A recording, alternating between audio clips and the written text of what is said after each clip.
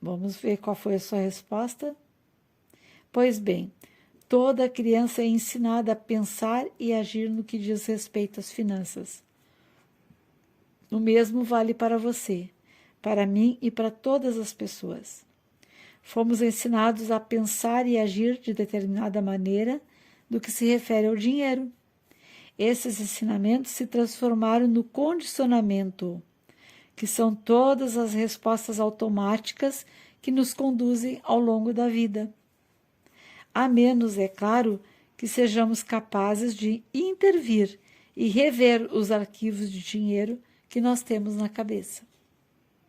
É exatamente isso o que você fará ao longo da leitura deste livro comigo e o que venho ensinando a milhares de pessoas nos seminários. Eu disse que pensamentos conduzem a sentimentos, sentimentos conduzem a ações e ações conduzem a resultados. Neste ponto surge uma pergunta bem interessante. De onde vêm os seus pensamentos? Por que você pensa de modo diferente das outras pessoas? Os seus pensamentos têm origem nos arquivos de informação que você guarda nos compartimentos de armazenagem da sua mente. Mas de onde parte essa informação? Da sua programação passada. É verdade, o seu condicionamento determina todos os pensamentos que surgem na sua mente. É por isso que ele costuma ser chamado de mente condicionada. Para incluir esse entendimento, o processo de manifestação pode ser ajustado e vai ficar assim, ó, P, P, S, A igual a R. A sua programação conduz a seus pensamentos, os seus pensamentos conduzem aos seus sentimentos, os seus sentimentos conduzem às suas ações, que por sua vez conduzem aos resultados. Mudando a programação, você dá o primeiro e indispensável passo para modificar os seus resultados. E como que ocorre o condicionamento? Ele se estabelece de 3 maneiras principais em todos os campos da vida, inclusive no dinheiro. O primeiro condicionamento acontece pela programação verbal, o que você ouvia quando era criança. O que você ouvia quando era criança? Exemplo, o que você via quando era criança? Exemplo. E o terceiro é episódios específicos. Que experiências você teve quando era criança? Como é muito importante que você entenda esses 3 aspectos do condicionamento, programação verbal, exemplo e episódios específicos, vamos analisar cada um deles mais a fundo. E aí, na parte 2, você aprende a recondicionar para obter riqueza e sucesso. A primeira influência é a programação verbal. Na sua infância, que frases você ouvia a respeito do dinheiro, da riqueza e pessoas ricas? Pensa aí. Pode até parar o áudio para pensar nisso. Provavelmente algo como: o dinheiro é a fonte de todo mal, pop para os dias ruins, os ricos são gananciosos, os ricos são criminosos, os ricos são desonestos.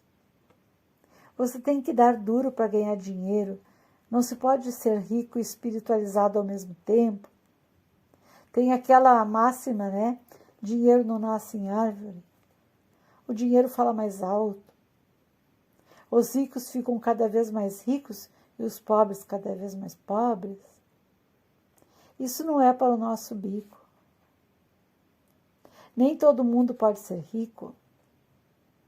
Nunca se tem o bastante. E a infame frase: não temos dinheiro para isso.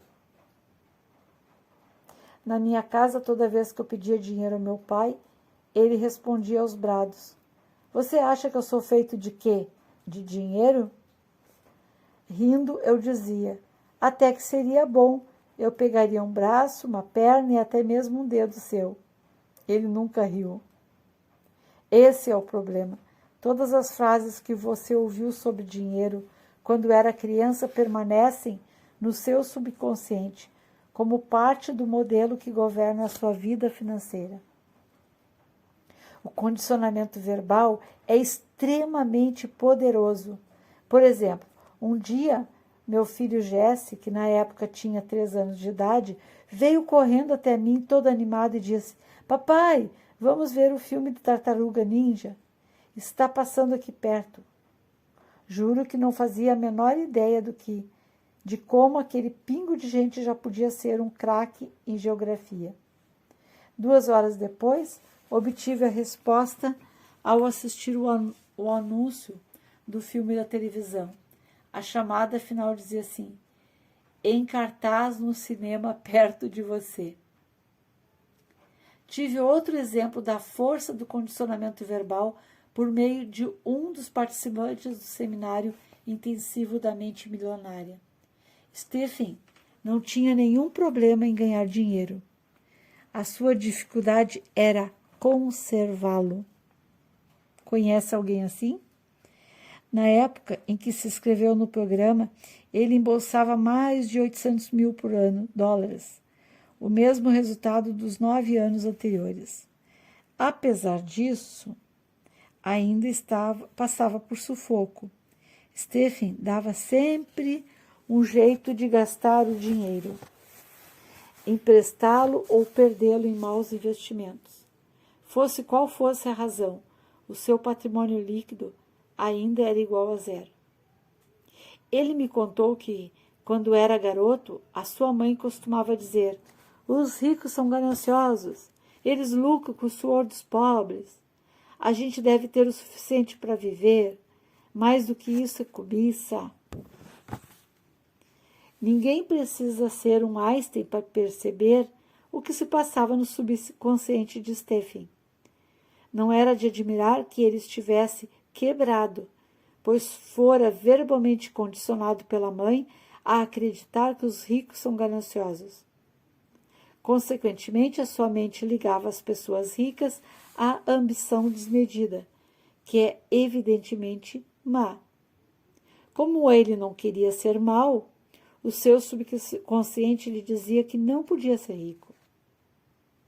Stephen amava a mãe e não queria que ela o desaprovasse. É óbvio que, pelo sistema de crença dela, ele não teria sua aprovação se ficasse rico. Assim, a única coisa que podia fazer era livrar-se de todo o dinheiro que excedesse o estritamente necessário para o seu sustento. De outra forma, estaria sendo ganancioso. Você deve estar pensando que, entre possuir riqueza e ter a aprovação da mãe ou de quem quer que seja, a maioria das pessoas escolheria ser rica. Nem pensar. A mente humana não funciona assim. É claro que o dinheiro parece ser a escolha lógica, mas quando o subconsciente tem que optar entre a lógica e as emoções profundamente enraizadas, as emoções quase sempre vencem. Princípio da riqueza. Quando o subconsciente tem que optar entre a lógica e as emoções profundamente enraizadas, as emoções quase sempre vencem. Vamos continuar a leitura no próximo vídeo.